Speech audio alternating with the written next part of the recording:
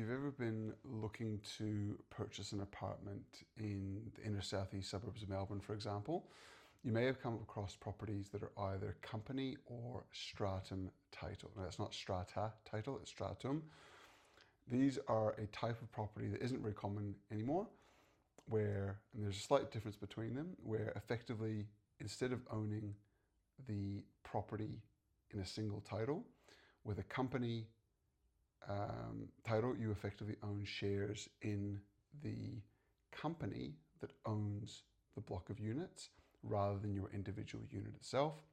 With stratum title, you do own the title to your unit, but you own a share effectively in the owner's corporation, which owns all of the external areas and things like that.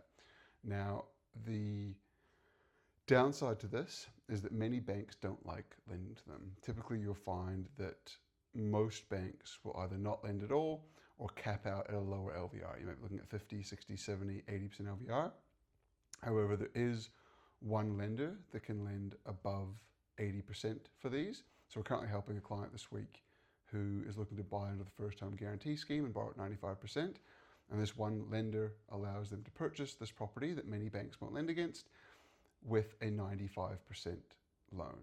Now, the advantage to these properties is that typically, because they're hard to finance, they're much cheaper. So for example, if you're looking at a 2-bedroom apartment in Elwood or Balaclava or any of those southeastern suburbs, you're typically looking at probably 550 to 650K as a purchase price, whereas these stratum and company title properties are often in the 450K range, which is obviously substantially cheaper.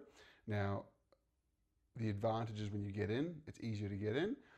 The downside is when you're trying to sell, you're going to have a limited pool of buyers who can finance this, and that may make it harder to sell and harder to get proper capital growth. But if you're looking for a lower cost property to live in, and you're okay with the potential challenges of selling it down the track, it can be a nice lower price entry point into the market.